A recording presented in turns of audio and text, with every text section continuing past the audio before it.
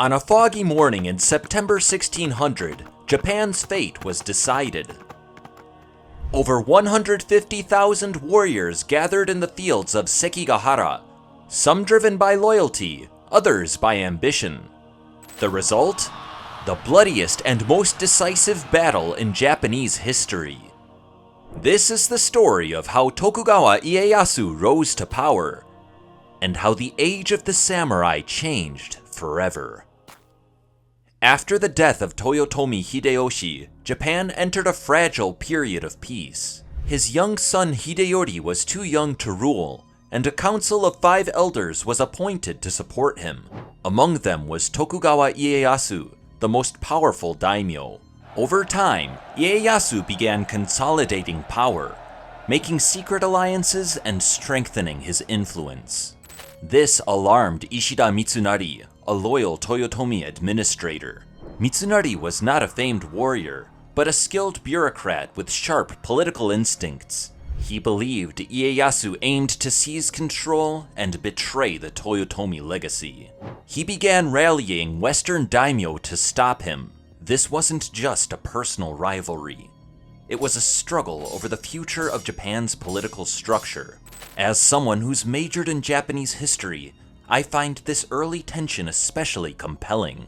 It wasn't simply about good versus evil, but rather a clash of visions over what kind of Japan should emerge. It was a turning point disguised as conflict. Japan was divided into 2 camps.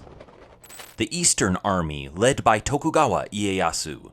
The Western Army, led by Ishida Mitsunari.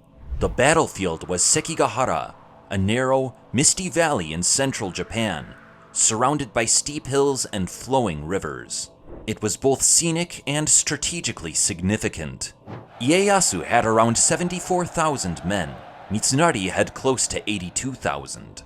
Many daimyo, like Kobayaka Hideaki, stood undecided, waiting, watching, and calculating their moment. These uncertain loyalties would prove decisive. On the morning of October 21st, the fog lifted, and the battle began. The Western Army struck first. Otani Yoshitsugu's men held firm. Shimazu and Ukita units surged forward. Gunfire echoed across the valley. Arrows blackened the sky. Swords clashed in brutal hand-to-hand combat. Then came the pivotal moment. Kobayakawa Hideaki, long pressured by Ieyasu, betrayed the Western Army and charged into Otani's flank. Otani, ill and already outnumbered, was crushed. Other neutral daimyo followed suit. The Western Army crumbled.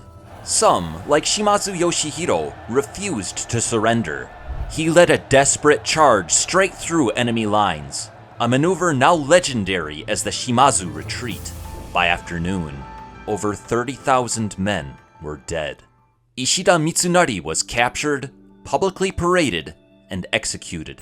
Other Western leaders were stripped of their domains. But Ieyasu's true victory lay beyond the battlefield. He rewarded allies, punished enemies, and carefully redistributed power.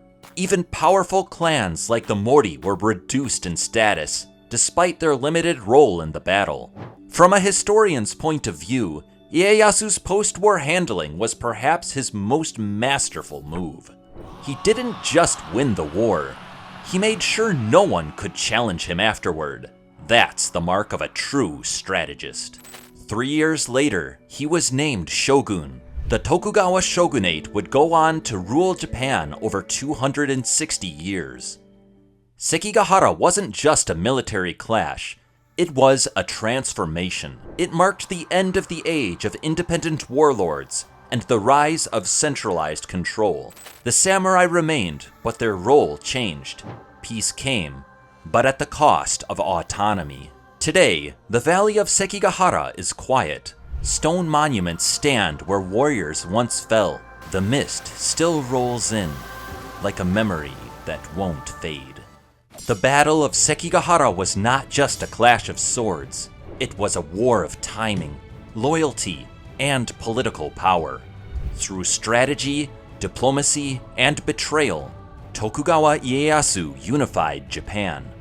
This is the Japan History Lab. If this story moved you, subscribe for more moments that shaped Japanese history.